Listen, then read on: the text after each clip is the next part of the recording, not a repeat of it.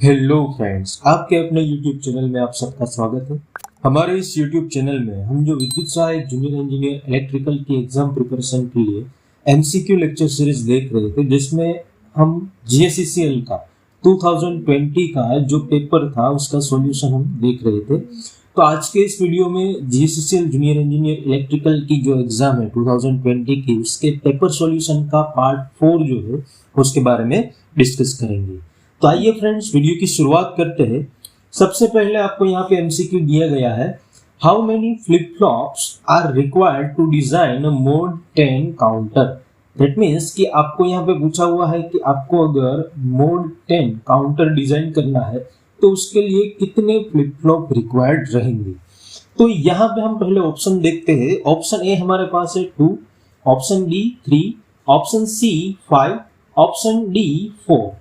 तो यहाँ पे 2, 3, 5, 4 इनमें से कौन सा कितने फ्लिप फ्लॉप जो है वो मोड 10 काउंटर के डिजाइन में हमें रिक्वायर्ड रहेंगे, वो हमें यहाँ पे कैलकुलेट करना है।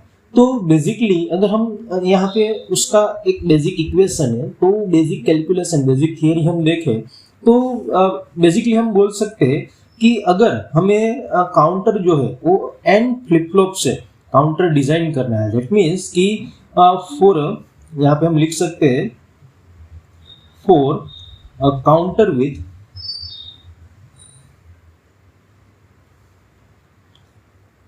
n flip flop, that means n number of flip flop के साथ हमें काउंटर डिजाइन करना है, तो उसमें टोटल नंबर ऑफ स्टेट कितने रहेंगे। तो we can say total number of states.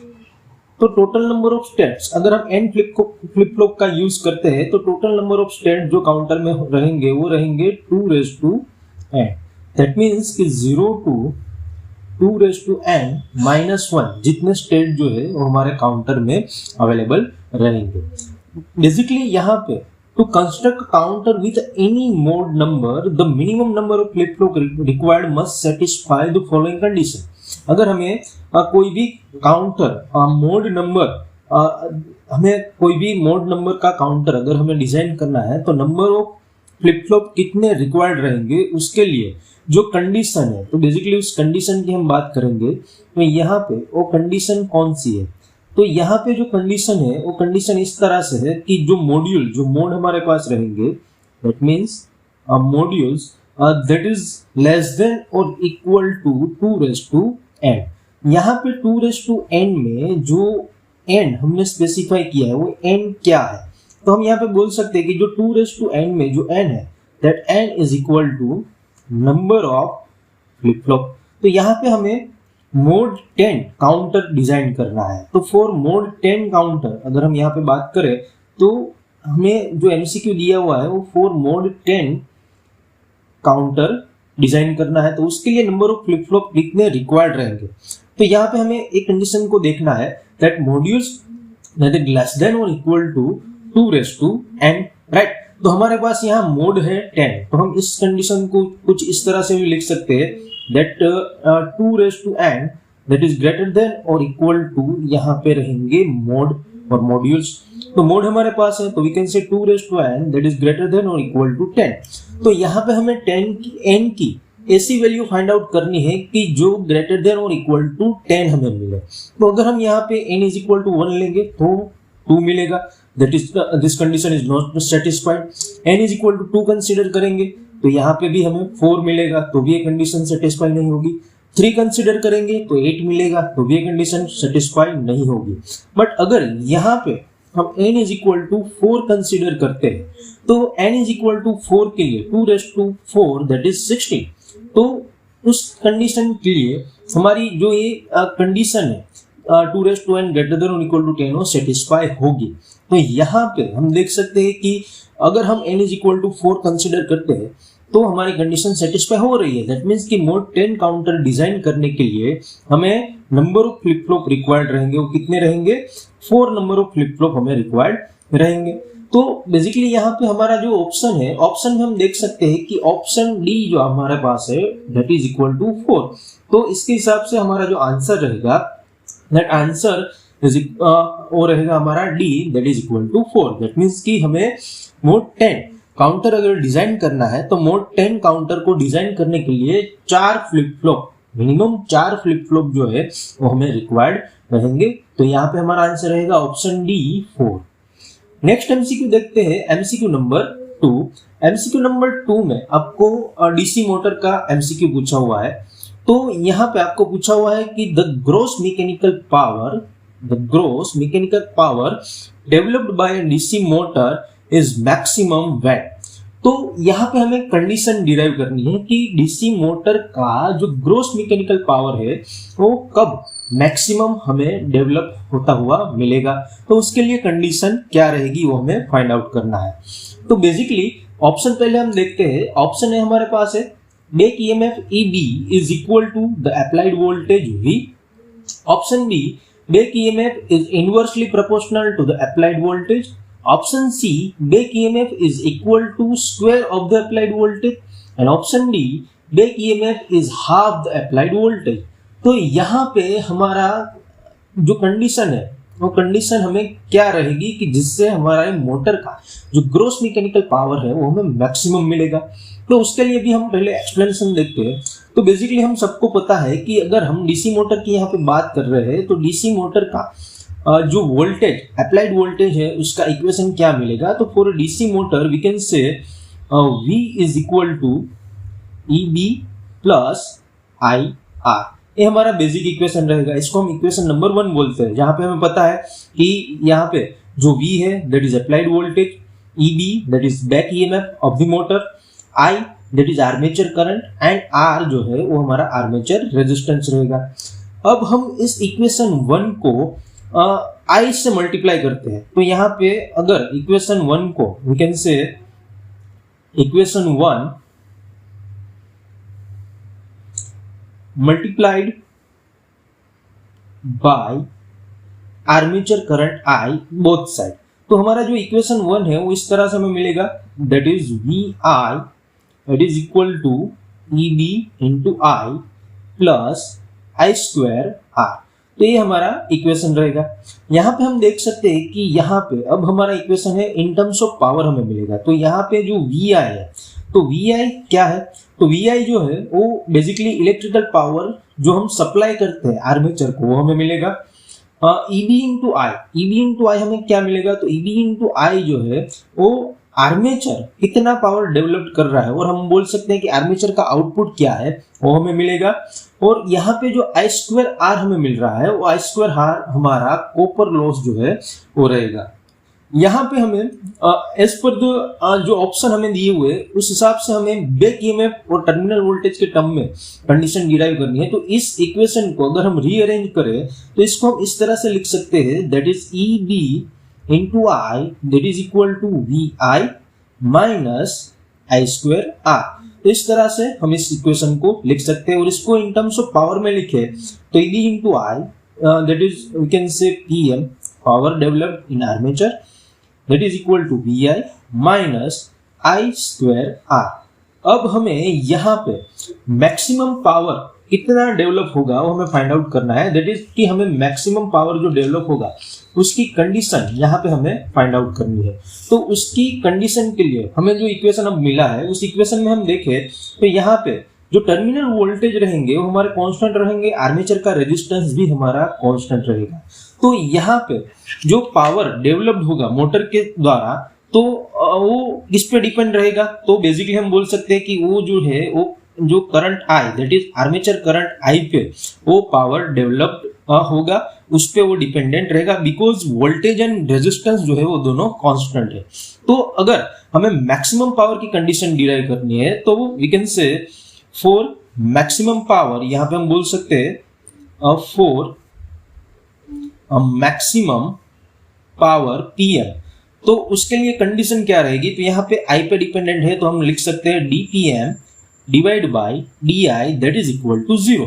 अगर इस कंडीशन से हम फाइंड आउट करेंगे तो हमारा पावर जो है वो हमें मैक्सिमम मिलेगा। तो जो यहाँ पे हमें लास्ट इक्वेशन मिला है फॉर एग्जांपल उसको हम इक्वेशन नंबर 2 बोल देते हैं। तो इस इक्वेशन नंबर 2 का हम डिफरेंशिएशन करेंगे with respect to armature current I। तो हम इक्वेशन यहाँ पे लिख सकते हैं that is dPm divide by D I that is equal to V I है तो उसका डिफरेंशिएशन वी मिलेगा minus 2IR that is equal to हमें क्या मिलेगा 0 मिलेगा। तो हम यहाँ पे लिख सकते हैं v is equal to 2IR।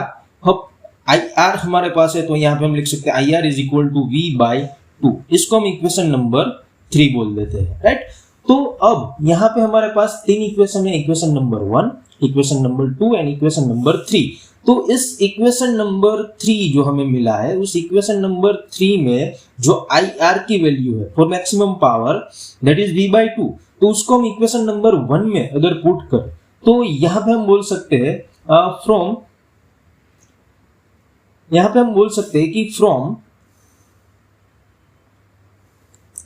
Equation number 1 and 3। तो इक्वेशन नंबर 1 एंड 3 की वैल्यू अगर हम पुट करें तो हमें इक्वेशन क्या मिलेगा, हमारा मेन इक्वेशन क्या था, v is equal to EB plus IR। तो यहाँ पे हमें IR की जगह v बाई 2 रिप्लेस करना है तो v is equal to EB plus v by 2। तो v बाई 2 को हम इस साइड लेते हैं तो v minus v by 2 that is equal to v by 2 that is equal to EB। तो हम यहाँ पे देख सकते हैं कि EB that is equal to v by 2।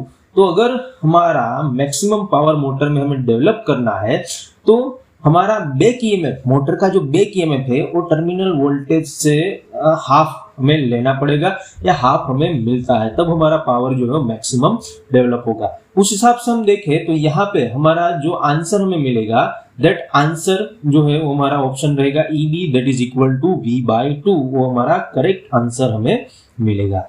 Now the next MCQ हम देखते हैं MCQ नंबर 3। MCQ नंबर 3 में हमें दिया हुआ है इन लोड फ्लो स्टडीज का MCQ है, the quantities specified at the generator bus of power system are. तो जनरेटर बस के लिए कौन सी क्वांटिटीज है वो पावर सिस्टम में स्पेसिफाइड है। ऑप्शन देखते हैं, ऑप्शन हमारे पास है, option A Q and delta, option B V and delta, option C P and V, option D P and Q। तो यहाँ पे हमारा आंसर क्या रहेगा, तो यहाँ पे हमारा आंसर मिलेगा हमें option C P and V। That means कि अगर हम जनरेटर बस की बात कर रहे हैं तो पावर सिस्टम में जनरेटर बस के लिए पावर एंड वोल्टेज ये दोनों क्वांटिटी जो है वो स्पेसिफाइड रहेंगी।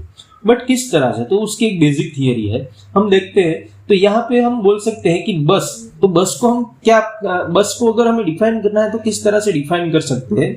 तो बेसिकली हम यहाँ पे देख सकते हैं a bus in a power system is a line at which several component of the power system like generator, load, feeder, etc. are connected। तो पावर सिस्टम के जो कंपोनेंट है, जनरेटर, लोड, फीडर, जो बहुत सारे कंपोनेंट है उसको हम पर्टिकुलर लाइन में कनेक्ट करेंगे तो वो हमें हमारी बस जो है वो मिलेगी। Basically the buses in power system are associated with 4 quantities. जो भी बसेस पावर सिस्टम में है वो 4 क्वांटिटीज से एसोसिएटेड है। वो 4 क्वांटिटी कौन सी है, तो हम यहाँ पे देख सकते हैं फर्स्ट क्वांटिटी है the magnitude of voltage that means V, second quantity है phase angle that is delta, third quantity है एक्टिव पावर जिसको हम बोल सकते हैं T, एंड फोर्थ क्वांटिटी है reactive power that is Q। तो जो बसेस पावर सिस्टम में डिफाइंड रहेगी वो बसेस जो है वो V, delta, P and Q ये 4 क्वांटिटी से एसोसिएटेड रहेगी।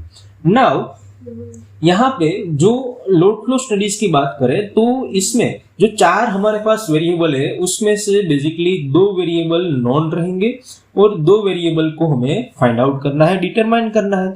तो basically depends on the quantity जो हमें स्पेसिफाइड क्वांटिटी हमें दी हुई है। The buses are classified into 3 categories. जो V, डेल्टा, P, Q हमारे पास अवेलेबल है उसके हिसाब से हम बसेस को 3 कैटेगरी में, 3 कैटेगरी में डिवाइड कर सकते हैं। कौन कौन सी, तो फर्स्ट है लोड बस, लोड बस में डिफाइन कर सकते हैं, सेकंड स्लैक बस एंड थर्ड जो है वो जनरेटर बस। तो यहाँ पे जो क्वांटिटीज है उसके हिसाब से हमारी बस 3 टाइप्स में, 3 कैटेगरी में डिवाइड रहेगी, लोड बस, स्लैक बस एंड जनरेटर बस। तो जनरेटर बस की और वोल्टेज कंट्रोल बस भी उसे बोला जाता है। तो अगर हम उसकी बात करें, क्योंकि हमारे एमसीक्यू में जनरेटर बस के बारे में पूछा हुआ है, तो जनरेटर बस के बारे में हम यहाँ पे देखते हैं कि जो ये बस है उसको वोल्टेज कंट्रोल बस भी बोलते हैं एंड दिस बस इज ऑल्सो कॉल्ड पीवी बस, उसको पीवी बस भी कहा जाता है। साथ ही में ये जो बस है, on this bus the voltage magnitude corresponding to the generate voltage and true और active power P corresponding to its rating are specified and the voltage magnitude is maintained constant at a specified value by injection of reactive power। तो basically इस तरह से हम देखें तो हमारा answer रहेगा पीवी बस, जो हमने आगे देखा था। दैट मींस कि जनरेटर बस के साथ जो क्वांटिटी एसोसिएटेड है वो है रिएक्टिव पावर एंड वोल्टेज। तो पी एंड वी हमारा आंसर रहेगा। So the reactive power generation and phase angle of the voltage is to be computed, वो हमें फाइंड आउट करना है। हमने आगे ही देखा यहाँ पे फर्स्ट पॉइंट में कि जो लोड फ्लो स्टडीज है उसमें दो वेरिएबल नॉन रहेंगे, दो वेरिएबल हमें डिटरमाइन करने हैं। तो जनरेटर बस के लिए दो वेरिएबल जो नॉन है that is P and V. तो डिटरमाइन क्या करना है हमें, reactive power and phase angle delta. तो बेसिकली पी एंड वी हमारा आंसर रहेगा। नाउ नेक्स्ट एमसीक्यू देखते हैं, एमसीक्यू नंबर 4। एमसीक्यू नंबर 4 आपके पास ट्रांसफॉर्मर का एमसीक्यू है।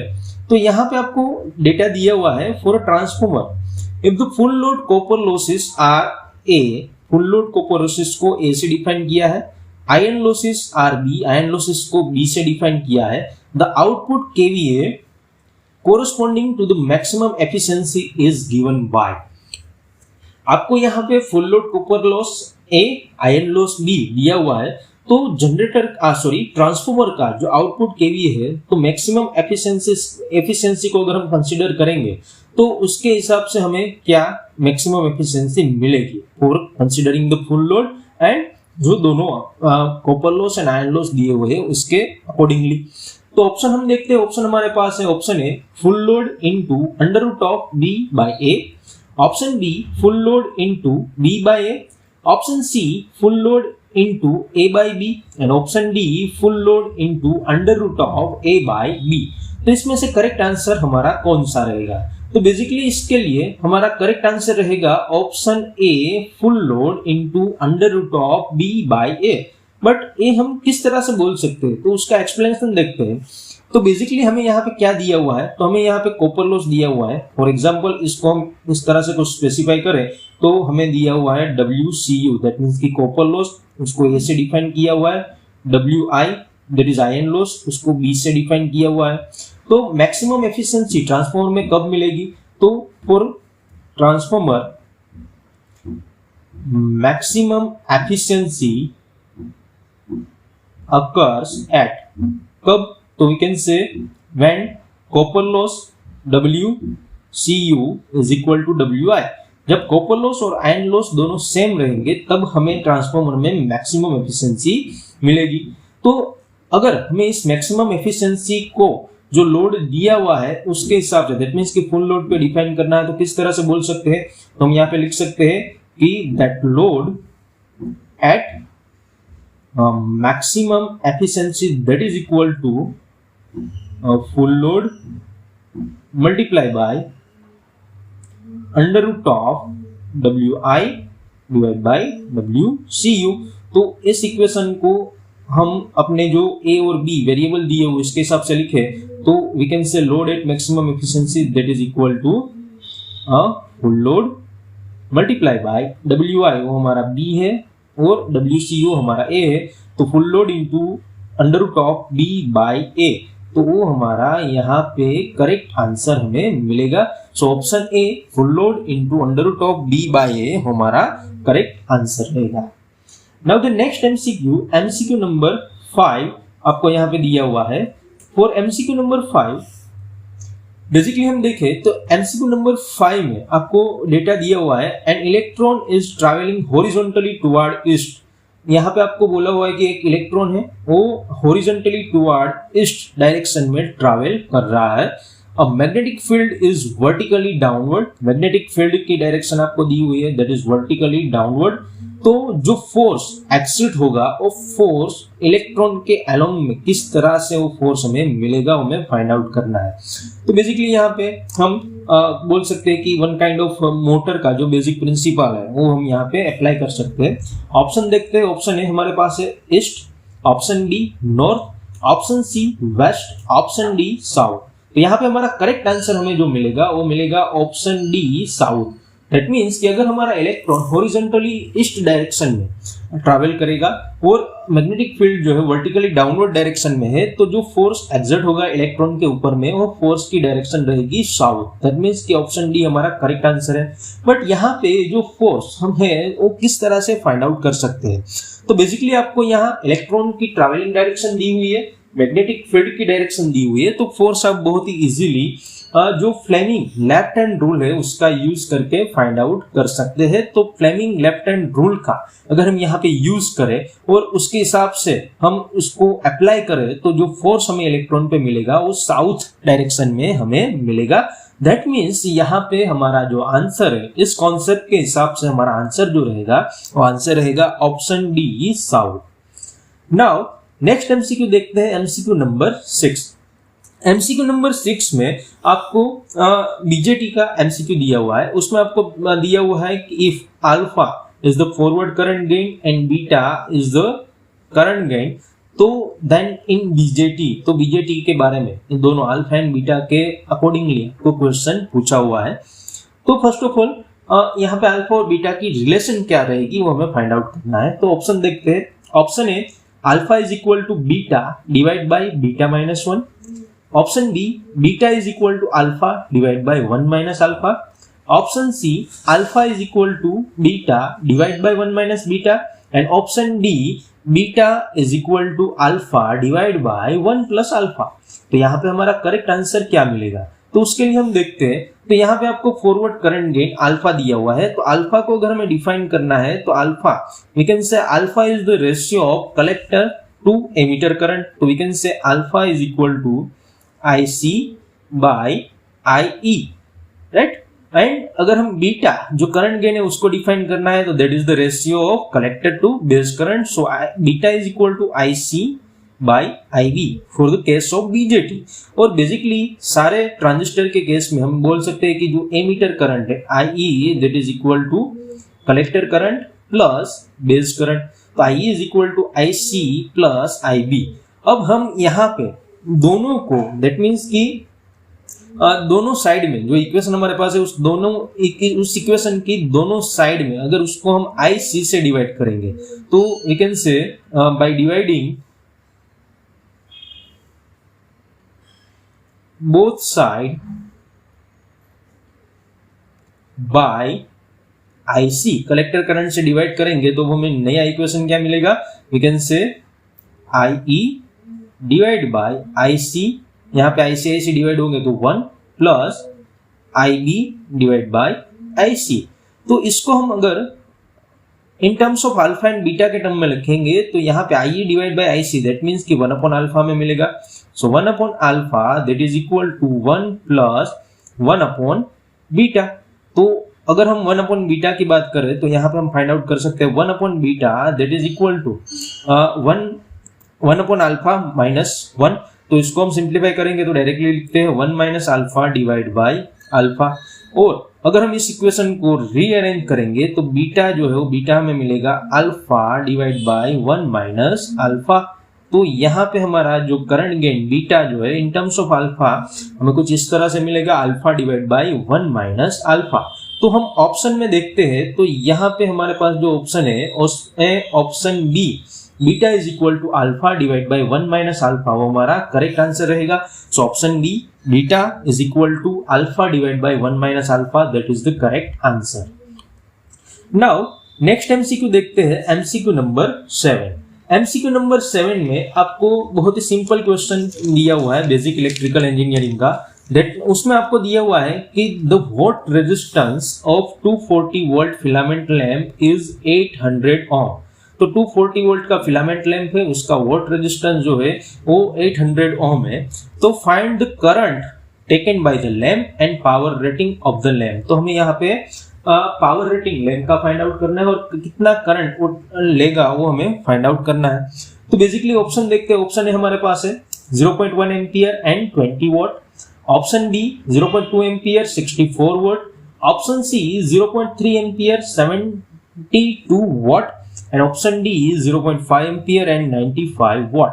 तो इसमें से हमारा आंसर कौन सा आंसर करेक्ट रहेगा? तो यहाँ बेसिकली आपको सिंपल ओम्स लॉ अप्लाई करना है। तो हम देखते हैं कि हमें V एंड R को दिया हुआ है, तो अगर हमें I फाइंड आउट करना है तो हमारे पास सिंपल इक्वेशन रहेगा I is equal to V divide by R, that means 240 divide by 800। इसको अगर हम सिंप्लीफाई करेंगे तो हमें आंसर मिलेगा 0.3 एम्पियर। तो हमारा करंट जो है हमें 0.3 एम्पियर मिलेगा। यहाँ से हम इसमें से अंदाजा लगा सकते हैं कि ऑप्शन सी हमारा करेक्ट रहेगा, पर फिर भी हम पावर फाइंड आउट कर लेते हैं। तो पावर के लिए बेसिक इक्वेशन रहेगा P is equal to VI। तो यहाँ पे वोल्टेज भी हमारे पास है 240, करंट मिलेगा 0.3 एम्पियर। तो जो पावर हमें मिलेगा वो कितना मिलेगा? 72 वाट। तो करंट जो है वो current 0.3 ampere and power 72 watt हमें मिलेगा। दैट मीन्स कि option C 0.3 ampere and 72 watt is the correct answer. तो यहाँ पे हमारा आंसर रहेगा option C. Now next MCQ देखते हैं, एमसीक्यू नंबर 8। एमसीक्यू नंबर 8 वो भी बेसिक सिंपल बेसिक इलेक्ट्रिकल का एमसीक्यू है। यहाँ पे आपको पूछा हुआ है कि जो फिगर आपके पास है उसमें से वैल्यू ऑफ करंट I3 हमें कितना मिलेगा। दैट मीन्स कि यहाँ पे फिगर में I3 करंट जो फ्लो हो रहा है उसकी वैल्यू हमें क्या मिलेगी। तो पहले ऑप्शन देखते हैं। Option A 1 ampere, option B 2 ampere, option C 3 ampere and option D 4 ampere. तो हमारा करेक्ट आंसर क्या रहेगा? तो बेसिकली यहाँ पे हम ज्यादा डिटेल में ना जाए तो अगर हम बेसिकली जो हमारे पास यहाँ पे जो पॉइंट हमारे पास राइट, तो पर्टिकुलरली इस पॉइंट पे ये जो पॉइंट है, अगर पर्टिकुलरली हम उस पॉइंट पे KCL अप्लाई करेंगे तो यहाँ पे इस पॉइंट पे हम देखेंगे तो इनकमिंग करंट कौन कौन से है? I3 एंड I5 दोनों इनकमिंग करंट है, और जो टोटल करंट I1 है वो हमारा आउटगोइंग करंट रहेगा पर्टिकुलरली फॉर दिस नोड। तो इसके लिए हम इक्वेशन लिख सकते हैं बाय अप्लाइंग, फॉर एग्जांपल इस पॉइंट को हम ए पॉइंट बोल देते हैं। तो यहाँ पे हम लिख सकते हैं कि by applying KCL eight node A. तो यहाँ पे KCL के हिसाब से हमारा KCL क्या रहेगा? That incoming current that is equal to outgoing current. तो यहाँ पे इनकमिंग करंट हमारे पास दो करंट है, तो वी कैन से I3 plus I5, outgoing current है हमारा I1। तो I3, I5 एंड I1, तो हमारे पास यहाँ I5 एंड I1 की वैल्यू है, I5 है 1 एम्पियर, I1 है 4 एम्पियर। तो हम I3 फाइंड आउट करना है, तो वी कैन से I3 is equal to I1 minus I5। I1 है 4, I5 है 1, तो 4 minus 1 that is equal to 3। तो जो करंट I3 है वो हमें मिलेगा 3 एम्पियर। तो यहाँ पे हम फिगर देख के थोड़ा अंदाजा तो लगा सकते हैं, बट अगर फिगर में ऐसी कोई कॉम्प्लेक्सिटी है तो हमें थोड़ा डिटेल में इसका आंसर देखना पड़ेगा। बट यहाँ पे ऐसा कुछ है नहीं। बेसिकली जो हमने नोड यहाँ पे डिफाइन किया हुआ है ए नोड, उसमें हम KCL अप्लाई करके सिंपली इस क्वेश्चन का आंसर दे सकते हैं। तो यहाँ पे हमारा आंसर रहेगा 3 एम्पियर। तो हम देखते हैं हमारे ऑप्शन में ऑप्शन सी 3 एम्पियर जो है वो हमारा करेक्ट आंसर रहेगा। तो option C 3 ampere is the right answer. Now next MCQ हम देखते हैं, एमसीक्यू नंबर 9। एमसीक्यू नंबर 9 में अपने मैग्नेटिक सर्किट का एमसीक्यू दिया हुआ है। तो a magnetic circuit carries a flux phi यहाँ पे दिया हुआ है, that is total flux in the ion part and flux phi आपको दिया हुआ है, that is useful flux in the air gap. So leakage coefficient जो है वो हमें कितना मिलेगा वो हमें फाइंड आउट करना है। तो पहला ऑप्शन देखते हैं। ऑप्शन है हमारे पास है phi I divide by phi g, option B phi I into phi g, option C phi I minus phi g and option D phi I plus phi g। तो यहाँ पे हमारा करेक्ट आंसर क्या रहेगा? तो यहाँ पे हम लीकेज फ्लक्स की बात करें तो बेसिकली लीकेज फ्लक्स को अगर हमें डिफाइन करना है तो किस तरह से डिफाइन कर सकते हैं?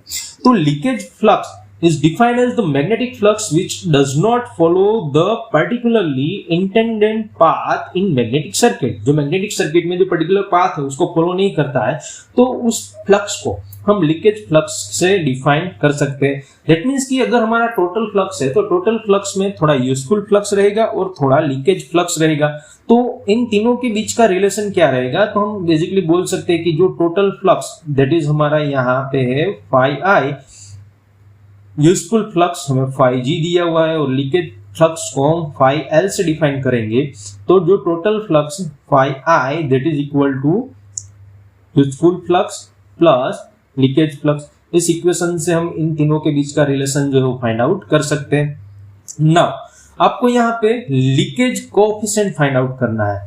तो now what is the leakage coefficient? Leakage coefficient basically क्या है?